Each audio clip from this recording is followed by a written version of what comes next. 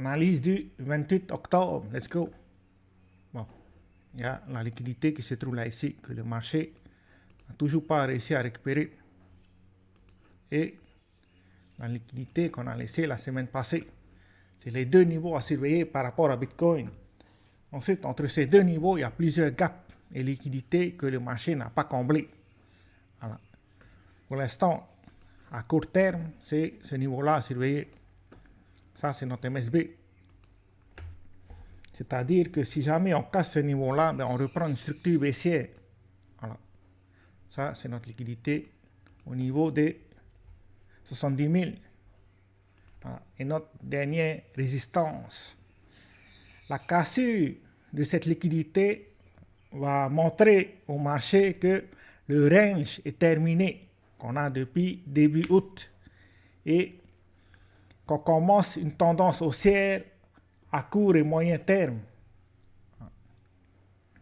Maintenant, il y a toujours des probabilités de fake out, c'est-à-dire qu'on casse la liquidité, puis on retrace le mouvement et qu'on vient combler les gaps qui se trouvent sous ce niveau-là.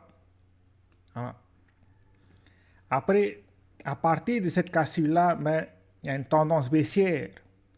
Maintenant, il va falloir confirmer. C'est-à-dire, on casse ce niveau-là. Ensuite, on retrace le mouvement.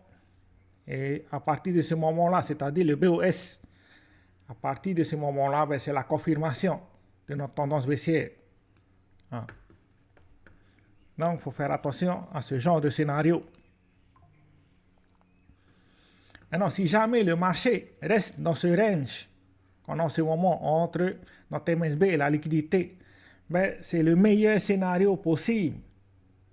Parce que plus on passe de temps dans cette zone, avant l'élection, peut-être qu'on attrape des liquidités, mais qu'on revient consolider à l'intérieur de cette zone, ben, ça donne des probabilités d'avoir un momentum haussier. Parce que pour avoir un momentum haussier, il faut d'abord une consolidation. Voilà. Après, ça, c'est notre chemin où on casse la liquidité et qu'on retrace le mouvement, fake out. Bon, l'autre chemin probable, c'est qu'on consolide au-dessus. Mais pour l'instant, le marché ne donne pas ce signe-là. Donc, on s'attend à ce qu'on reste entre cette zone pour aujourd'hui, au moins. En tout cas, c'est le chemin probable par rapport à Bitcoin. La confirmation de notre tendance baissière se situe là, ici, au BOS. C'est-à-dire, le MSB, ça montre le changement de structure. Maintenant, il faut confirmer tout ça. Et ça, la cassure du BOS ben, montre qu'effectivement, on a changé de structure. Si jamais on retrace le mouvement, ben, c'était juste un pullback avant de reprendre notre tendance haussière. C'est pour ça que le BOS après le MSB est très important. Ça, c'était pour ceux qui sont à court terme. Maintenant, Solana, c'est très intéressant. Je m'attends, bon, le meilleur trade possible, ça serait qu'on revienne attraper la liquidité qu'on a laissée. C'est-à-dire celle-là.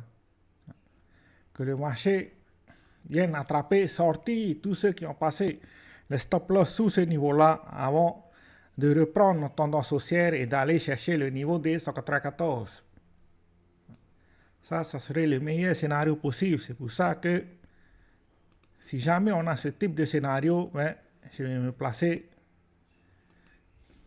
dans cette zone.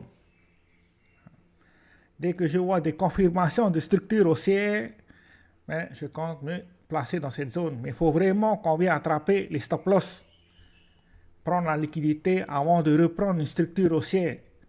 Si jamais on n'a pas ce type de scénario, ben, je m'attends à ce qu'on aille beaucoup plus bas.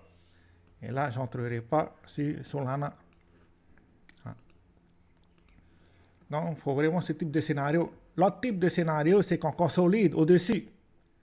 C'est-à-dire qu'on casse et on consolide. Avant de reprendre une tendance haussière, ben, on pourrait entrer dans la consolidation.